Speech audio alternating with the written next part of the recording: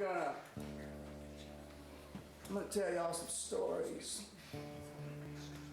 some of which you're gonna want to hear, and some of which you might not.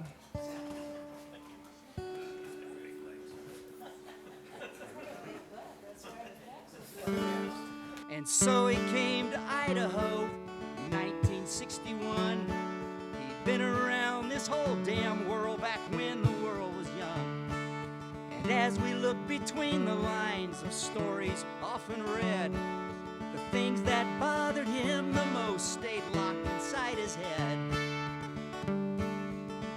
For a period of time, Mr. Ernest Hemingway was about the most famous person to live here in this great state of Idaho, in which we all currently reside. The reason he was the most famous person to live here is because he made up a lot of stories, sort of like us. The first Hemingway story that I read was back in 9th grade English class in Decatur, Georgia. Back when 9th graders had to read books.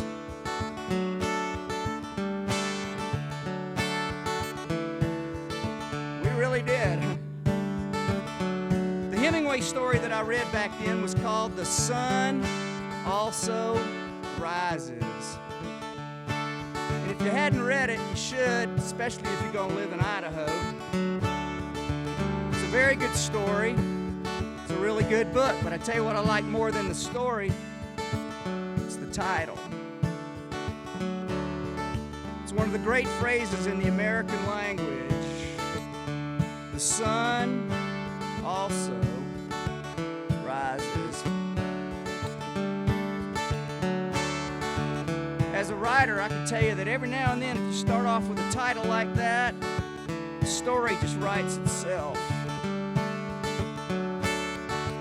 Of course, we all know that Mr. Hemingway brought an abrupt end to his own story with the business end of an Abercrombie & Fitch 12-gauge shotgun right down the road from here in Ketchum, Idaho in 1961.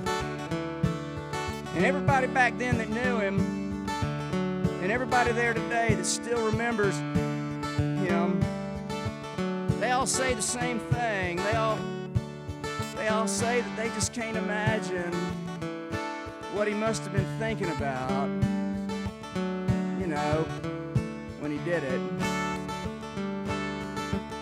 Apparently there was another failed attempt by Mr. Hemingway to end his life back in the mid-1920s, right after World War I, when he was just getting started as a writer. Blinked in the nick of time in 1925. Another war was over and he'd made it out alive. Wrote about the things he'd seen in England and in Spain. But all along he must have known you can't go home again. Hand on his shoulder, tracing each and every step. When he turned around, it always disappeared. Constantly reminding him as if he could forget. The sun that also rises one day will surely set. The sun that also rises one day will surely set.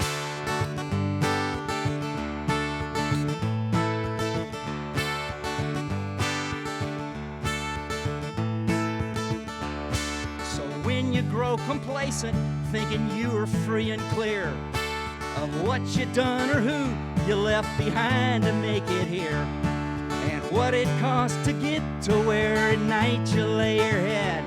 Some things you just don't talk about, they're better left unsaid.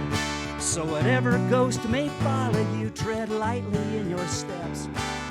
Don't look back, they're not that far behind. They serve as a reminder, so let us not forget. The sun that also rises one day will surely set.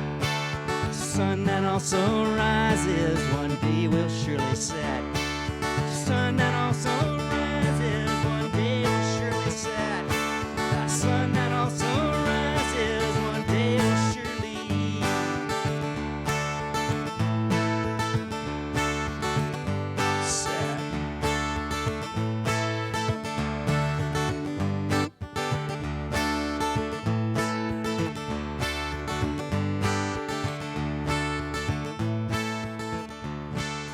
So he came to Idaho in 1961. He'd been around this whole damn world back when the world was young.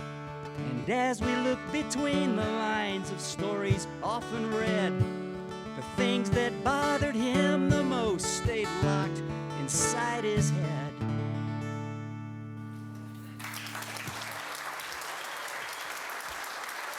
Thank you very much.